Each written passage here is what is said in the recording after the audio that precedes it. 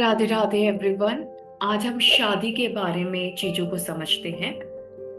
शादी सबसे पूछा जाने वाला क्वेश्चन है एस्ट्रोलॉजी में कि शादी कब होगी, किससे होगी, कैसे होगी, क्या मेरी शादी अच्छी चलेगी, रिलेशनशिप कैसा है, क्या मेरे इन लॉज कैसे होंगे, उनके साथ मेरा संबंध कैसा होगा। ये सारे क्वेश्चन बहुत इनिशियल उस पे आपसे पूछे जाते हैं, जिसको हम थ्रू एस्ट्रोलॉजी आप लोग भी इसको समझ सकते हैं। कैसे हम इन चीजों को समझ सकते हैं, वन बाय वन हम कुंडली से ये सारी चीजों को देखते हैं। Let's start. ये जो फर्स्ट भाव है, this is known as a first भाव, जिसको लगन बोलते हैं।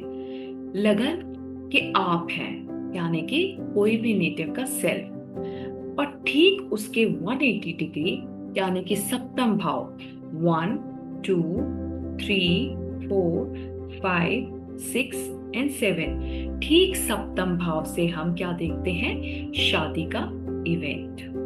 शादी का इवेंट देखते हैं। अब ये शादी का इवेंट यही भाव देता है, ये लगन उसके ठीक विपरीत 180 डिग्री में शादी।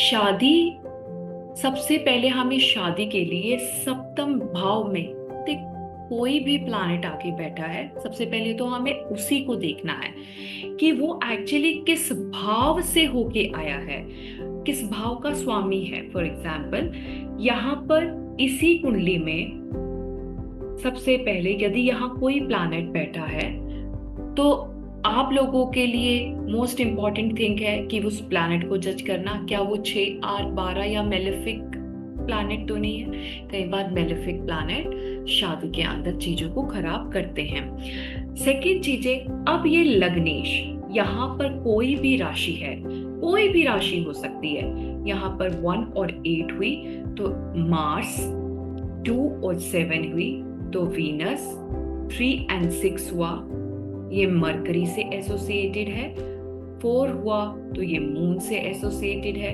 5 है तो ये सन से एसोसिएटेड है, 9 और 12 राशिज are associated with Jupiter, 10 and 11 ये सैटर्न है।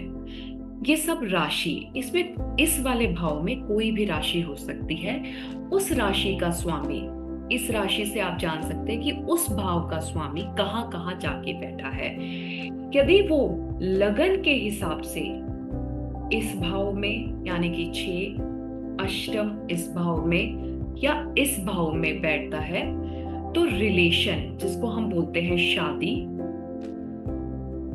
वहां पर चीजें थोड़ी क्वेश्चनेबल है, ठीक है। और सप्तम भाव के हिसाब से जब हम इसको देखेंगे, सप्तम भाव से छठा भाव 1 2 3 4 5 6 यानी कि एक अवस्था, दिस वाली अवस्था, एंड ठीक इससे 12 यानी कि 6th भाव। ये सारे भाव को हमें शादी के लिए एक बार बहुत प्रोमिनेंट यानी कि बहुत मुख्य रूप से देखना है कि इसका भाव का भावपति इन भाव में तो नहीं गया।